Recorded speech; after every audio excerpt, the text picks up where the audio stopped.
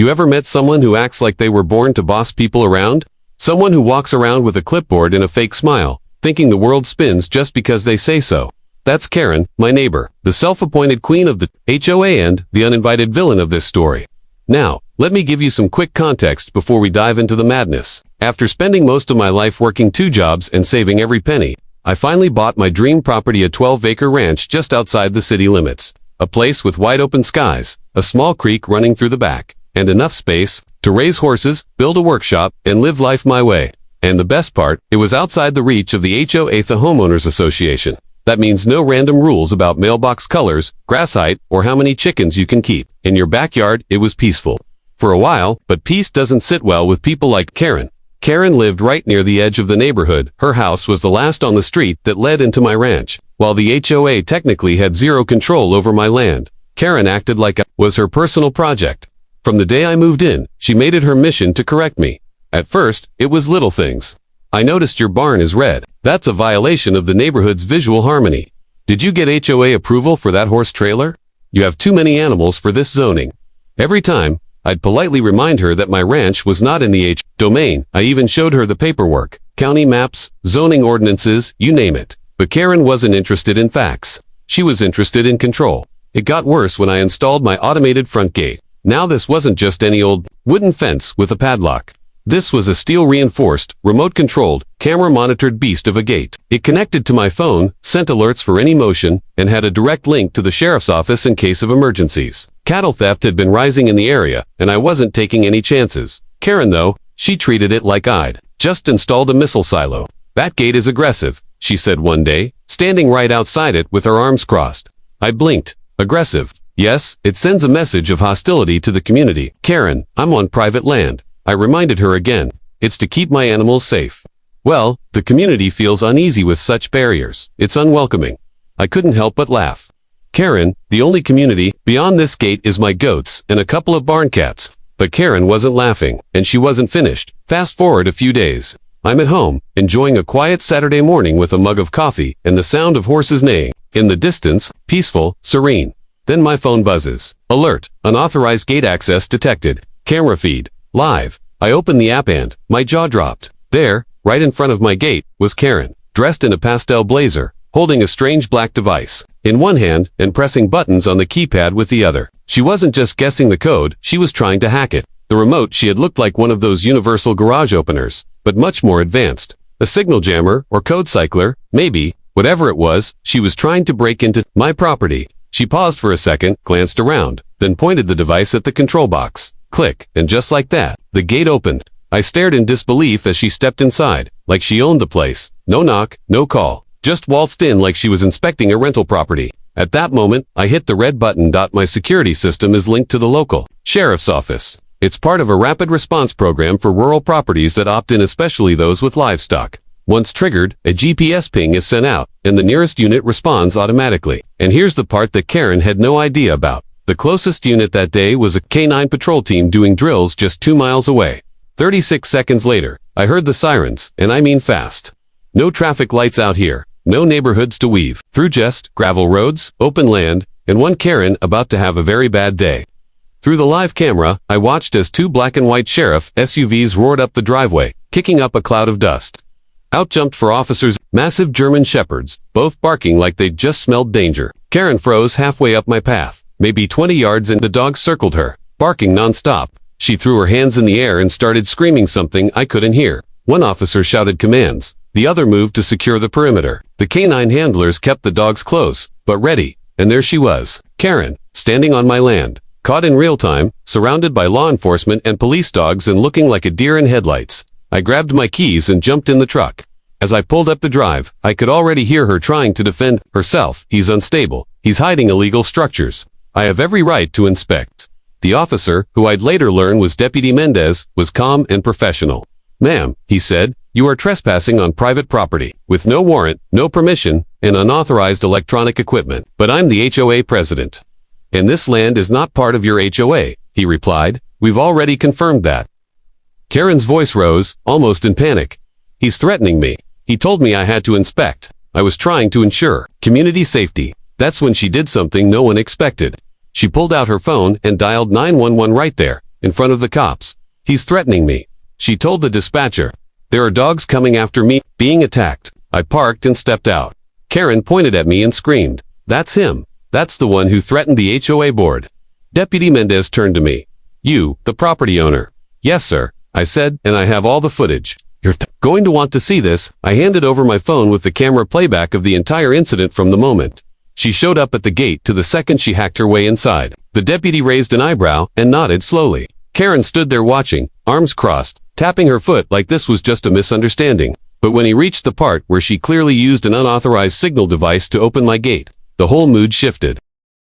Before I could even get a full word in, Karen had already launched into a full-blown performance worthy of an Oscar. She was yelling, pointing, pretending to sob, waving her phone around while trying to convince everyone that she was the victim in this situation. He's dangerous. He threatened the entire HOA board. She shouted, even though there was no HOA board within miles of my property.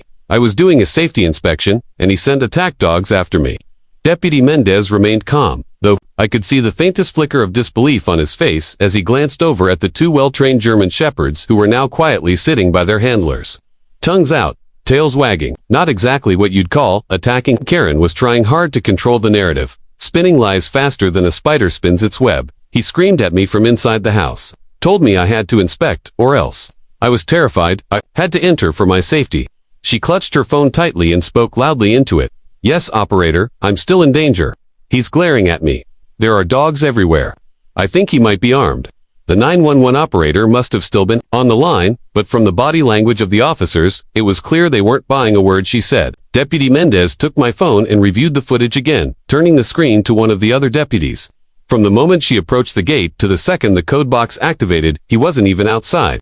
No contact, no confrontation. She used this device, he said, holding up the small black remote Karen had dropped earlier, to gain illegal entry. One of the canine officers knelt to examine the device.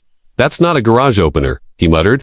Looks like a signal, replayer, or scrambler. These things are illegal in most states without special clearance. Karen's face went pale. That's just for my garage.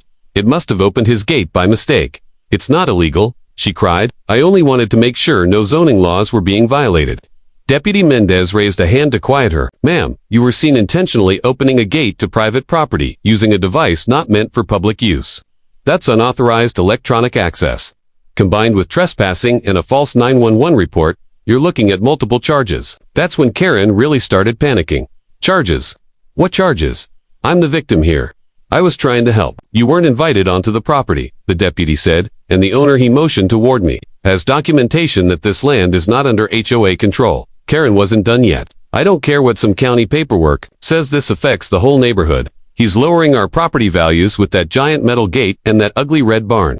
I folded my arms, watching this unfold with a strange mix of amusement and secondhand embarrassment. I wasn't even angry anymore. I was just stunned by her determination to be the hero in her own made-up drama. Then came the kicker. Karen turned to the deputy, looked him dead in the eye, and said, "You're going to regret this. My brother is on the county council. I'll have your badge for this." Everyone fell silent for a second. Even the dogs stopped panting. Could hear the wind pass through the mesquites behind the barn. Deputy Mendez blinked slowly. Is that a threat, ma'am? Karen quickly backpedaled. No, I'm just saying, people are going to hear about how you treated a concerned citizen. That's all. Good, he replied. They'll also hear how you illegally broke into private property, lied to emergency services, and tried to use your position to manipulate law enforcement. He turned and signaled to the other officers. Cuff her, Karen screamed. What? This is insane. You can't do this. I'm the HOA president. Ma'am, the deputy said calmly, you're under arrest for criminal trespass, interference with electronic property, and filing a false emergency report. She resisted, tried to pull her arms away, but the officers were firm and professional. Within moments, she was handcuffed and being led back toward the squad car, still shouting about how this was all a big mistake. I stood there beside the gate, watching her walk past, eyes wide with disbelief and fury. You'll hear from my lawyer. This isn't over. She screamed over her shoulder. I didn't say a word. I just raised my phone and recorded her being placed in the back seat. It felt surreal. Only 10 minutes ago, I'd been drinking coffee and petting my horse. Now I was watching a woman get arrested for hacking into my gate and calling 911 on herself. The sheriff's office processed everything. Quickly, I gave my statement, submitted the video footage, and handed over the gate logs from my phone's app that showed the exact time and date of the unauthorized entry. The officers thanked me for my cooperation, told me I had handled it well, and assured me that they would follow up with full charges. Before they left, one of the canine handlers gave me a nod and a smile. "Smart system you've got there," he said. "Most folks out here don't think to wire their gates to local response units." I grinned. Had a feeling I might need it someday. He looked back at the now closed gate. Seems like today was that day. Later that evening, I got a call from the station. They confirmed that Karen had been booked and was being held until arraignment.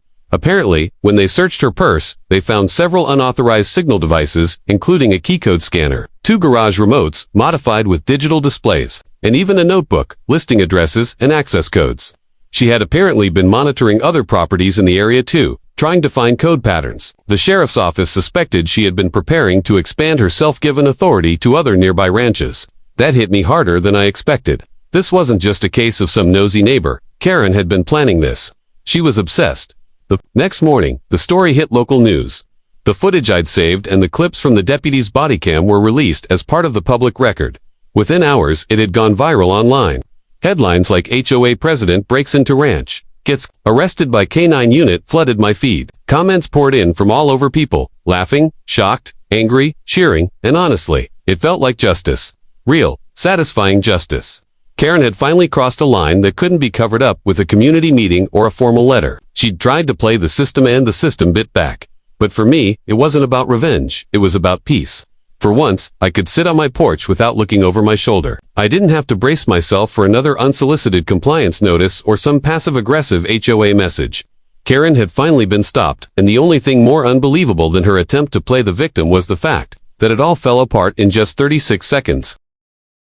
By the time the sun had set that evening, my phone wouldn't stop buzzing. Friends, neighbors, even people I hadn't talked to in years were messaging me things like, "Is this real?" And "Dude, is that your gate?" Karen broke into apparently. Someone had clipped the arrest video from the body cam footage and uploaded it to TikTok. It spread like wildfire. A few creators even added dramatic music and captions, like "When HOA Karen meets real justice and don't mess with the rancher." Within a day, it had over 2 million views. And then came the news reporters.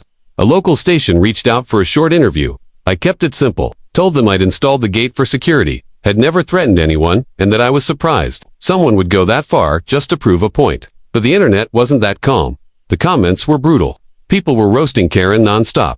HOA, more like HELL, on arrival. One person wrote, "She really said, 'I'm the law,' and then got cuffed in 4K, said another. But it wasn't just jokes. People started sharing their own HOA horror stories. Hundreds of them. Turns out, Karen wasn't alone. In her tyranny, there were thousands of Karens across the country doing the same thing. It hit a nerve that made me realize something. This story wasn't just mine anymore. It had become a symbol of standing up to people who use fake authority to bully others. And, the best part, this time, she couldn't wiggle out of it. Meanwhile, back at the HOA, Karen's arrest caused absolute chaos. See, she wasn't just the president, she had also put herself in charge of fines, complaints, community landscaping, and even neighborhood watch. When word got out about what she'd done and how quickly she'd lied to law enforcement, the board called an emergency meeting. They didn't even wait for a vote. Karen was officially removed from every position. Her house had been the pride of the block, perfectly trimmed bushes and all. But now, people started treating it like it was cursed. A few neighbors told me that as soon as her arrest hit the news, they found stacks of violation letters Karen had written but never sent, each one worse than the next. One homeowner found a $500 noise penalty for having kids playing basketball. Another discovered a warning for using non-uniform mulch. That's not even a joke. Non-uniform mulch. You can't make this stuff up. Turns out Karen had been running a quiet dictatorship, and her hacking into my gate was just the first time she got caught red-handed. Back at my place, things slowly got back to normal. The gate worked fine, though I added another level of encryption, and swapped out the code panel just to be safe. I also put up a new sign. Private RANCH trespassers will be recorded, reported, and roasted online. It got a good laugh from the mailman. And as for the dogs, they became local heroes. Kids in the area started calling them the Karen catchers. The sheriff's office even sent me a follow-up message saying that the K9 team had received commendation for how swiftly they responded. That made me smile. Sometimes, the good guys do win. But the aftermath didn't stop there. Karen tried to go on the offensive. She hired a lawyer and filed a counterclaim, saying that I'd caused emotional distress and humiliated her publicly. Her lawyer went on a small-town radio show trying to paint her as a concerned citizen who had been misunderstood. I wasn't worried. My security footage alone was solid evidence, not to mention the 911 call, the unauthorized text, and her own behavior on camera. The sheriff's department wasn't backing down. They added charges after reviewing her devices, some of which could mimic keypad frequencies and store multiple rolling codes. That moved her case from a simple trespassing incident to an electronic crimes investigation. The district attorney called it a troubling case of digital intrusion paired with reckless behavior. In court, Karen's expression told the whole story. She wasn't sorry, she was embarrassed. She expected to walk in, throw around her title, and be applauded for her courage. Instead, she got 3 misdemeanors, 1 felony count of unauthorized access to a secured system, and a 1-year restraining order that kept her away from my property and any surveillance technology for 12 months. She was fined nearly $15,000 after court costs, attorney fees, and penalties. The judge made it clear, this court doesn't reward power trips disguised as community service. You could hear the gasps in the courtroom. But the biggest twist came a week later. I got a letter in the mail from the new acting HOA president. It was an official apology. Not just a generic sorry about the confusion, but a genuine written acknowledgement that Karen had acted outside her authority, used unethical means, and embarrassed the entire association. They even offered to pay for a new gate keypad system and asked if I'd be open to speaking at their next meeting to discuss neighborly boundaries. I politely declined. I didn't want to be anyone's mascot for common sense. I just wanted to enjoy my ranch in peace. Still, something good came out of all of it. People who saw the video online started messaging me, not just to laugh, but to share how it inspired them to stand up to their own local tyrants. One woman from Arizona told me her HOA had been threatening to fine her for having solar panels, till she printed my story and brought it to their next meeting. Another guy, from Florida, said he finally confronted his neighbor who'd been spying on his backyard with a drone. It was surreal. A crazy 36-second incident at my front gate had turned into a wave of people drawing lines and standing their ground. As for Karen, she stayed quiet for a while. Her once perfect yard started growing weeds. She removed the HOA sticker from her car window. She even put her house up for sale 2 months later. Rumor was, she was moving to another state, maybe somewhere with fewer gates. I didn't ask, I didn't care. She was gone. And peace had finally returned to my land. No drama, no fake authority. Just the sound of wind through the grass, and the gentle whinny of my horses in the distance. Sometimes, all you want is to be left alone, but when someone crosses the line, breaks into your space, lies to your face, and tries to rewrite the truth, you don't always have to fight back with fists or fury. Sometimes, all it takes is a good camera, a secure gate, and a sheriff's office that takes rural folks seriously. Oh, and maybe a pair of loyal dogs who don't take kindly to uninvited guests. So here's to the ones who mind their own business, take care of their land, and don't need a clipboard to prove their worth. And here's to everyone watching. If you've ever had your own version of Karen, let this be your reminder. You're not alone. And sometimes, justice comes faster than you think. In my case, it came in exactly 36 seconds.